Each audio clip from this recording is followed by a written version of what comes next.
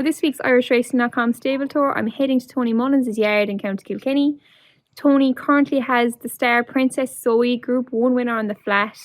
Gone hurdling this year. She's a massive chance for the Cheltenham Festival, so looking forward to meeting her and the rest of the horses in the yard too.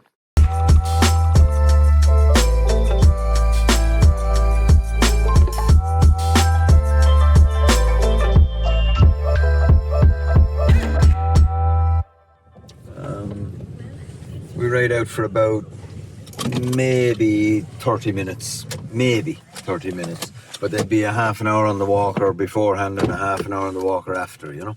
There's the gallop now. It's just 5 furlongs around. It's a very good galloper, I think it is anyway. And as you can see, we train on quite soft sea sand. And for your bearings then, the race course, that's the back of the stand up there. And Mount Leinster is just over in the background. So you've got a great view in the background. We have a great view in the background, yeah. So, and the deep surface is something that you and Willie both kind of share in common. Is that something you learned from your father? Did he have deep gallops as well? Yeah, it was actually, you see, when I was young, there was no all-weathers. And we used to ride on all grass fields, as every trainer did. And then we got an all-weather gallop, one of the very first ones. I think Willie Fennan might have had the very first one, a man that trained a Galway Hurl winner at High Spirit. And we used to go up there and canter a bit on it. And then we put in our own very, very small one, which Tom still trains on. And we found then that it was quite small, so we found it a bit fast, the surface a bit fast. And Paul Hennessy, who was only a young lad at the time, the same as ourselves, said one day to my father, he says, we have a thing called a slurry tanker at home, and I'm sure, he says, I could water it for you. And my father said he'd try it. And of course, we didn't know what we were at, so we way over-watered it. And the ground was quite deep. And the next thing we noticed, the yard's percentage of winners went up from about 12% up to nearly 25%. And obviously we never changed back. So we train on that soft ground. Now, a lot of our fast work can be done on good, what other people call conventional gallops. But our basic everyday training is done on these very soft gallops ever since. So it came about as a bit of an accident, Yeah, it was a bit of trial and error. You see, there was no all-weathers at the time. And we were one of the first. And little things we were doing just changed things, you know. Yeah, and it's hard on the horses as well, training on the soft ground every day. It probably toughens them up when they get to the track. Yeah, well, we noticed that, the good horse will probably beat you anyway. But we noticed if there was a head-to-head, we come off the bridle first. But still, by the time you get to the line, our lad will be still galloping, the other lad might stop. So we believe it gets them fitter. You have to be careful now. You can overdo it. Very quickly you can overdo it, particularly on sea sand as opposed to chip and sawdust. But, with good riders in that, they learn, they know. There's a difference between working a horse hard to get him fit and overworking him and doing muscle damage, so that's probably what you call the art of training or whatever. So, what we call small money. He's been up prominent in a couple of maiden hurls but didn't get home on this ground, so we'll probably freshen him up now and see will he be better on good ground during the summer, because he shows a bit of ability, but he's not getting home at the moment, and he doesn't appear to have any wind problems or anything, so we're just hoping that it's good ground is what he wants. Trying a few not useless, and hopefully the ground will make the difference. And here we have old Auckland. He's a horse, he won a couple in Germany. Then for us, he kept running very well and getting beat. And he won a very good maiden hurl then in Killarney last year.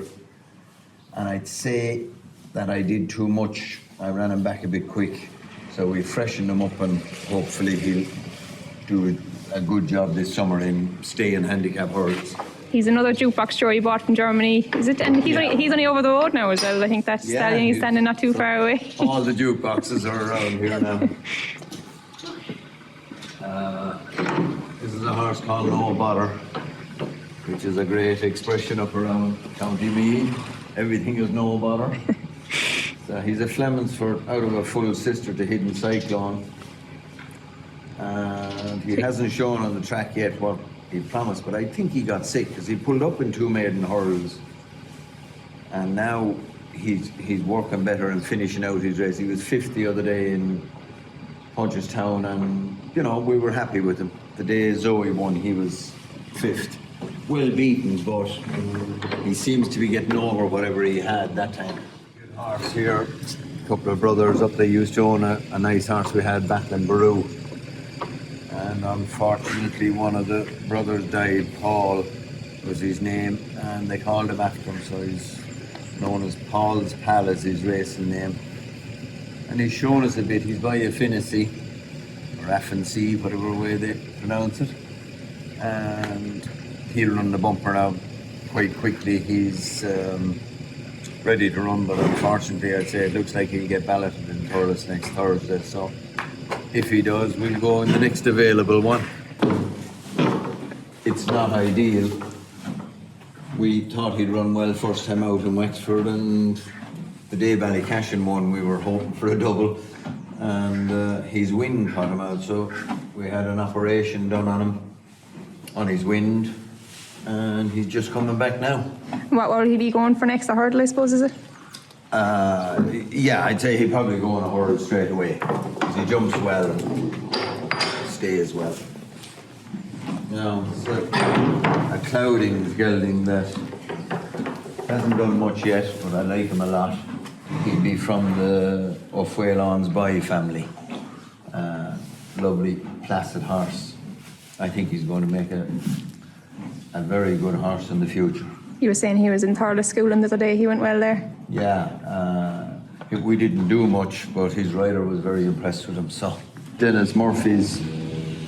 She was beaten in a point in Boris, and she's just settling in here now. But we like her. She's doing everything we've asked her. We haven't asked her much yet, so.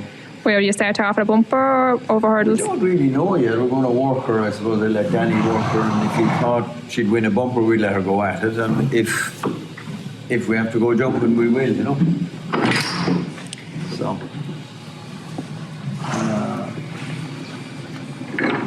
This is a summer bumper horse, I'd say. We had his dam. We bred this lad by Vendanger out of a mare called Clark, who she won 5 for us, and she just got beat in the GPT in Galway. She got caught in the last 100 yards. So this lad, I'd imagine, the pedigree likes a bit of good ground. So we'll try a summer bumper with him, or then he'll go jumping straight away, And we have Emperor of Silk here. He was 5th the other night in Good Maiden in Dundalk, so we're hoping he'd win a handicap there, and maybe sooner rather than later. He's coming right, and I'd say we were unlucky just to meet quite an above average maiden the other night, and he'll do his job. Walmix. He's very hyper. Beautiful horse, very hyper, and he's settling down now. When he came from France, and I'd say, he was a nutcase, and he's settled in now and he's lovely. But when he came, by God, was he fiery. What would you do then, try and settle them down when they're like that? Well, I get one of the goodish riders to bring him up the lanes and let him out, in the paddock a lot. And I believe that these Loddon boxes are a big help to those hyper horses. They love the company of the horses beside him. And he was up in the other stables and he wasn't doing as well. He's a changed horse since he came down here. And I go as far as to say I think he's a good horse. Will we see him out soon enough? I wouldn't think so now. I'd imagine he'll be late April, May horse, because I don't want to frighten him. He is very hyper, and I want to have a nice bit done before he runs. Not that for the sake of winning first time out or anything, but for just that I'm afraid he'd explode if he arrived at the races at the stage he's at the moment. I don't want that with him. Oh, this is one of Willie's. Actually, I just see he's standing in for a while. So this is another one of Willie's Contayam that we do a bit of pre-training for Willie. We could have 5 or 6 of his at any time, and then maybe during the summer we'd have none of his. So, but keeps us busy. And so you get them in for a few weeks before they go into training with Willie. That's kind of it, basically, and you get them fit. Yeah, we've had some very good ones here. Faheen, and we had lately there we had Stratham and that. So, we could get a breaker and we could get a handicapper. But I suppose when Faheen's outside, it makes it easier to get up in the morning. Yeah. Well, it was before he ever ran. But I remember Willie ringing me and saying, no, he says there's a Germany horse going over there. He says he's quite special. So I went out to see him, and I didn't think he was that special to me. And the next thing then, when he was running a few months later, I went down to the parade ring and I couldn't believe the difference in him. He was a star immediately. But I remember the day he said it to me, I went down and looked at him and I didn't think he was that special. Now, and usually stars do stand out, but he definitely, when he built up and was ready to run, he was special. Now, this year we have a few 2-year-olds. This is a Calix filly. She's showing us a bit, little 2-year-old. We haven't done much work yet or anything. Hopefully she's nice. There's a Glen Eagles filly. And she's very small. Hopefully she'll do something. She has a nice pedigree. She's grown a bit, but she's small. That's a Courtney Lowry filly, and I don't think she's much good. I bred her myself. So I'd say she'll go breeding now, or maybe polo pony or something. That's another one of Willie's. Don't know much about it. This is a full brother to the Paul's pal. He's in, we haven't broken and going now and haven't done much, so I don't know much about him. Would you break him here yourself? Yeah. All Jackie Carter always bred or broke our horses here, and Jackie is just retired from racing lately. You'd know her from travelling with Zoe all the time. That's a Churchill filly, I like her. And she'll run here. Happy! She's keeping him under control. Little soiree. A few friends got together and bought her out of Willie's yard, of all places, to try and improve her out of it, but she's going to be with us this year. So, don't know much about her. She's only here about a week. But a nice filly. She's been placed in a couple of bumpers. A nice one to go hurdling with, so maybe. Another one of Willie's, and I don't know what he is, because there's nothing on his door. He's a beautiful Zoffany colt. He's 2-year-old that possibly won't run for us now. I bought him for a Chinese man, and I think he wants to go straight to Hong Kong with him. Maybe if he's good, I might convince him to leave him for a run or two. Come on, boy. Do you have a lot more flat horses since Zoe kind of went and did all that? I'll tell you, it's as simple as this, that we haven't the checkbooks to buy the horses you need to be competitive at a high level over jumps. So we've decided now to try flat horses. And, I've trained flat horses. Actually, my first winner as a trainer was the Birdcatcher Stakes. So, they're much easier to train if you can get the good ones. Now we have Zoe. Come on, Zoe. Who doesn't like getting disturbed on an afternoon. What's she like to deal with? Is she a bit grumpy? No, she's not grumpy. She knows what she wants, and we know what she wants. That it's regular every day. She's put on the walker and she's ridden out. and she insists and she'll stamp her foot until she's let out in the paddock, hail, rain or snow. And if it is raining, she'll want to come in after an hour. And if it's not raining, she likes to stay out till maybe 2 or 3 in the afternoon. And just, we know her, she knows us, and she demands what she wants, and she gets it, obviously. She has a routine, so and you keep it. And when you bought her from Germany, what was that a thing you did often, to go over there and get horses from over there? Yeah, well, we bought 5 or 6 up to her, and they had all won for us, you know, lower grade. And then this one came along, and she was at the very far side of Germany, out behind Dresden, so it's quite a hard place to get to. So I said, here, she'd run plenty of times. I said, bring her on. And when she arrived, I nearly died. She's quite crooked, and her action when we rode her out was quite bad. So I was very worried for the first month and a half or so into her work. I worked her one morning, and I just couldn't believe what I was seeing. And, you know, we didn't do anything special with her. She just seemed to love our... We train on quite soft ground, as all Mullinses do. And it seemed to benefit her, you know, maybe with the crooked legs and that instantly when we worked her, I rang Paddy Keogh and Philomena, the owners, and I said, you have a special one here.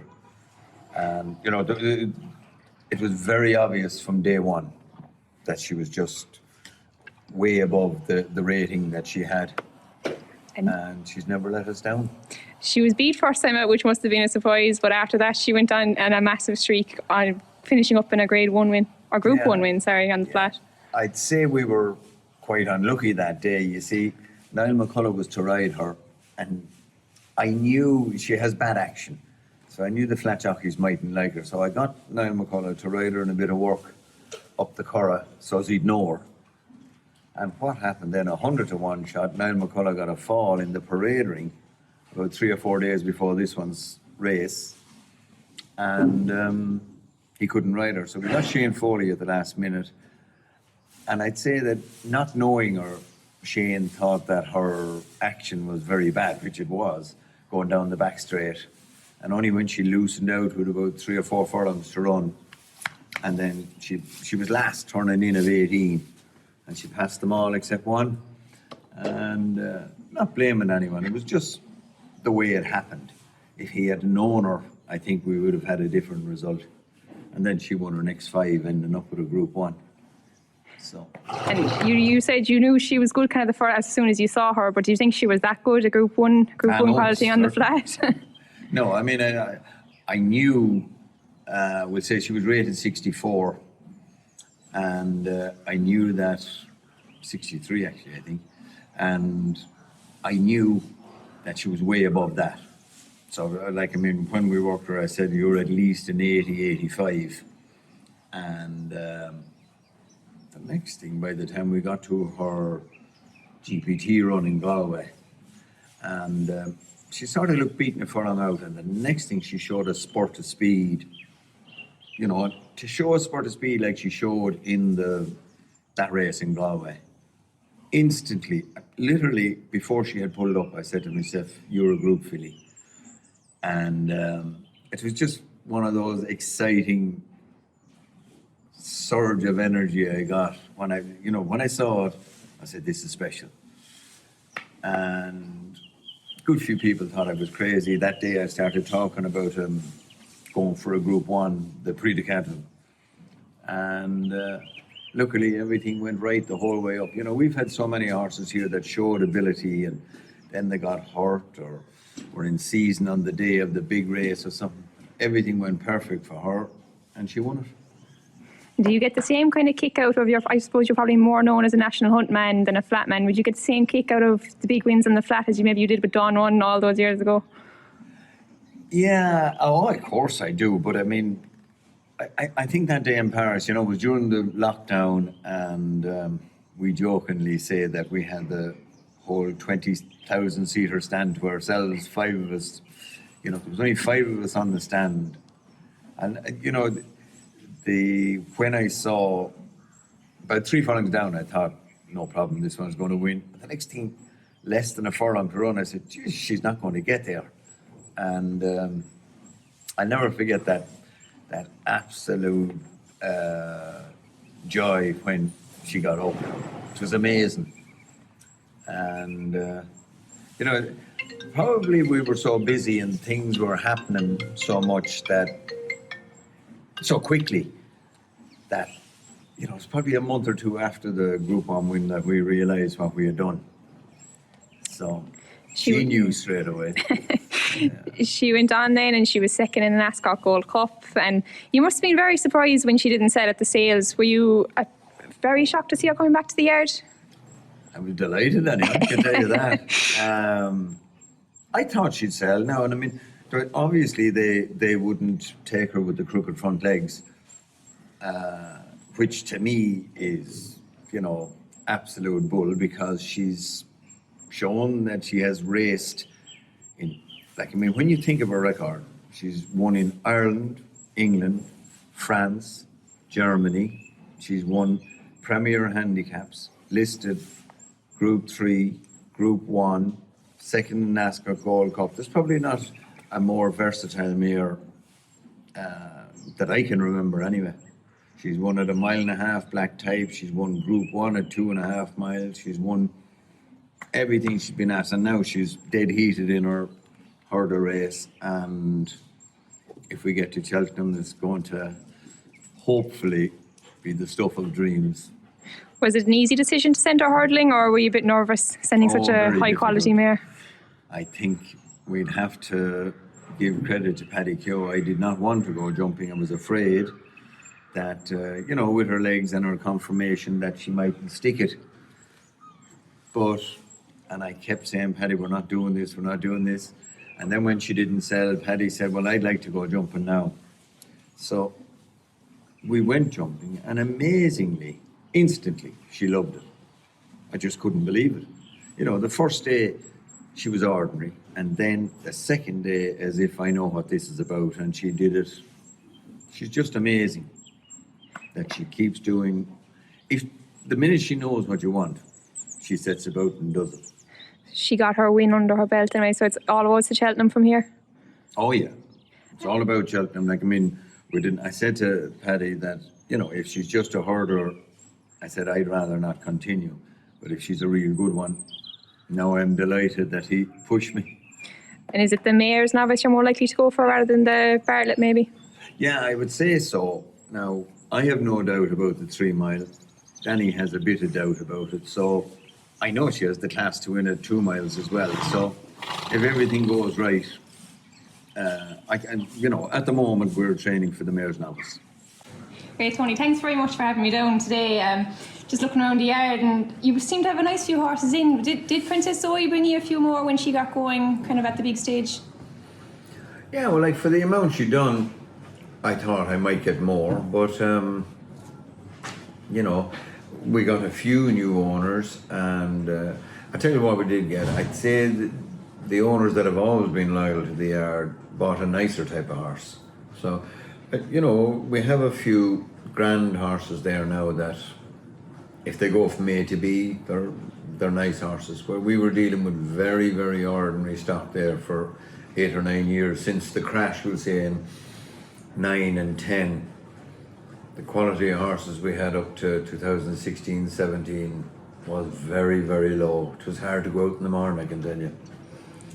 You're obviously operating on a much smaller scale than your brother, really, and Tom is probably operating similar level to you. But what do you think is probably the biggest challenges facing the smaller trainers at the moment? It's not easy to compete now with the bigger yards getting bigger every day.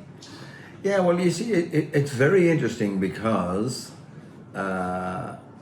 when things were very, very difficult a few years ago, and I was thinking to myself, wouldn't I love to be up the Curragh and training, you know, with the gallops all made for you and that, and the owners have to pay direct for their gallops and all. But strangely enough, we've had a few tough years, but we've survived, and a lot of the Curragh trainers haven't. So I'm a bit surprised at that. I don't quite understand it. But we've had a difficult time. We've come through it now, and to attract the big what we call the big checkbooks and that to buy the real nice type. We're not able to do it anymore. I'm a little disappointed with the racing authorities that they didn't see this coming. I've been shouting about it for a few years, seemed to offend a few of the bigger owners very strongly. They were very vocal to me about it, but I stood my ground, and I still say it, that it's unhealthy the way they've let the racing authorities have let trainers get weaker and the stronger trainers get much stronger, you know. So at the moment now, you have the three top trainers, Willie, Henry and Gordon, and no one can compete. I don't think that's healthy. And we now have a scenario where small trainers are struggling and the big trainers are using pre-trainers, and point-to-point men are doing a lot more. Now, it's great for all them, but it has seriously affected the possibility of training, we say, a middle-sized yard in Ireland. Do you think it's just going to string around in circles, or do you think the future looks kind of bleak for small trainer? Well, I hate saying bleak, because, you know, when we got Zoe, she's done all the things. So I know if I got the horse, Tom is a super horse runner at the Dublin Racing Festival. You know, so, I mean, if we can get the horse, but I think that you know, people in authority didn't see this coming, and they thought that the game would just level out in its own time. But, you know, the monopolies that were allowed, I think, have affected the game that might in the long run affect national hunt racing. And you obviously rode to a very high level as a professional. I think, were you the only Mullins brother who turned professional? Or? I was the only one that didn't feed as a young lad, so I was able to do the weight. Was it hard? Yeah. Was it hard to make the transition into training then after being so successful as a rider? Was it a totally different ball game, I suppose? Oh yeah, completely. I mean, as a jockey, you have a helmet and a saddle, and you ride work wherever. And which I was lucky, I only had to do it at home because my father was training. But the minute you finish race riding on the day, you go home and you haven't to worry in the world. You know, you've got to realise that training is 24/7. Now, that's not 18/6, it's 24/7. And people don't realise, then they start training and they love it for 6 months, and suddenly a few things go wrong, and then they realise what they're in. This is a very, very tough game. I like it, and we do it, and I probably won't do anything else. But if you think that this game is just lovely and you arrive in your suit and Crombie at the races and your horses win and you go off up for the cup, it's not like that. This is a very, very difficult game, financially, as well as the hours of work don't really matter, because, as we like to say, what else would we be doing? So, but that is the case in training. And do you get a bit different kind of buzz training a big winner rather than riding one, or which? Oh yeah, definitely. You know, when you're around them all the time and spending the hours with them, and then it comes to fruition. As a jockey, even though I was at home with my father at the time, you just don't realise the responsibility and the pressure of getting one ready. I mean, when I was riding, there was no pressure, because I didn't, you know, I was oblivious to how hard it was to get them there. I remember when I got jocked down off Dawn Run in the Gold Cup, I remember thinking that evening, a little disappointed, but I said, don't worry, I'll win the Gold Cup on something else next year. You know, I just didn't realise what. Now, 35 years or 36 years later, I know what to win a Gold Cup means. And just talking about Dawn Run, we're recording this the weekend before the Dublin Racing Festival. Honeysuckle is about to come out. How do you think we've ever seen a mare to come close to Dawn Run? How highly would you rate Honeysuckle? And what do you think about the £7 allowance? Obviously, she didn't have that back in her day. Well, that's a funny thing that Donron had a £5 allowance in the Gold Cup and the Champion Hurl, but she didn't in the Irish Champion Hurl, and she gave them weight in Aintree and she beat them further. So I don't think, I'm not against the allowance, but it's not as necessary as people think. And Honeysuckle is a brilliant mare with or without any allowance. And this will be the answer to this opinion of mine will be shown over the weekend. But I think Honeysuckle ran brilliant in Fairyhouse. I can't believe the way people are talking about her getting beaten, that she's gone. I think Honeysuckle is still the one to beat in the Champion Hurl. And again, I'll say Vauban to me is the one that might end up, obviously Constitution Hill is the big English one, but Honeysuckle is still the big Irish one, I have no doubt. And the way they dismissed her after Fairyhouse was quite amazing to me. And by the time this video comes out now, the Dublin Racing Festival will be all over, but just looking forward to Cheltenham. Willie obviously has been dominating, and the Irish in general have been dominating for so many years. Do you get a big kick out of seeing Willie dominate? Obviously it wasn't the way back in years ago when the English would have been taking most of the prizes home. Yeah, I mean, there's only one way of looking at it. He's a brilliant trainer. He can spot a horse with the ability and fine tune him for those days in Cheltenham. And he's probably, I haven't heard it said yet, but in my opinion, maybe the greatest national hunt trainer of all time. And that includes Tom Draper and Vincent O'Brien. What Willie has done is changed the whole face of national hunt racing. And, you see, during the 80s, when 1 year I think Ireland had no winner, and 2 years Galmay was the only horse won, so we had one winner. So in 3 years we had 2 winners. And I think Willie had 11 last year on his own in 1 year. So if you realise, I know things have changed now, and Ireland is a wealthier country, and we can, retain horses that we couldn't in the 70s and 80s. But what Willie has done has, ensured that we are known as the best horse people in the world, and he's the top of the pile. You don't shy away from a strong opinion on Twitter sometimes. I think you said that Facile Vega could be one of the best racehorses you've ever seen. What is it about him that makes you so bullish? Well, in his bumpers, the way he came off the last bend and dismissed the others, and just to watch the way he lengthened his stride, a furlong and a half down, and then, I'm thinking to myself as I was watching it live, we'll see how far you'll get now at this speed. And I think he was going faster at the line. I don't know if I've ever seen it before. Maybe Constitution Hill looks very good, and it's been Golden Signet was always my idol as a young fella, and obviously Dawn Run. But Facile Vega is just stuff of dreams. And another horse you had a lot of liking to was Galopin Des Champs. Do you think he's maybe a banker in the Gold Cup? Yeah, well, now he still has to go the 3 1/4. I think he will. But Willie had a very good horse years ago. I think Florida Pearl won 5 Irish Gold Cups and won an RSA over 3-1 in Cheltenham. But that last furlong caught him, and he was 2nd and 3rd in 3 or 4 Gold Cups. So, it's my opinion that Galopin Des Champs will win the Gold Cup. But I can tell you that last furlong, it caught Wayward Lad in Dawn Run's year.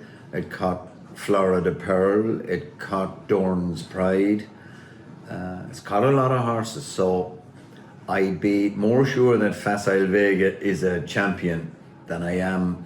I fancy Galopin Des Champs. But that extra furlong has caught a lot of horses over the years.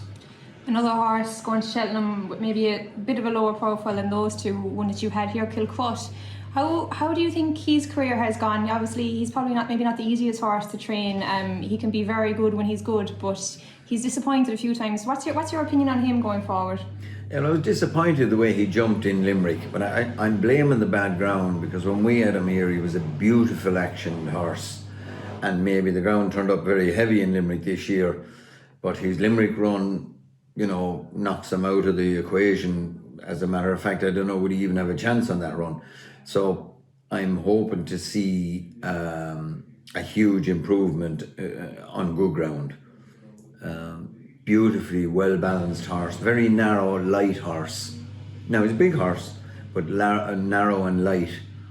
And I just hope that maybe if he gets into a rhythm, it all went wrong in Limerick anyway, and his Limerick run doesn't put him in the picture in Cheltenham, so things have to change. Who's your Cheltenham banker? It's a bit early now, maybe. I sure Facile Vega, wherever he runs for the rest of his life. He's just an absolute champion, and man, he will be something else. If he takes the fences, we could have another Arkle. Thanks very much, Tony. Thanks for having me down.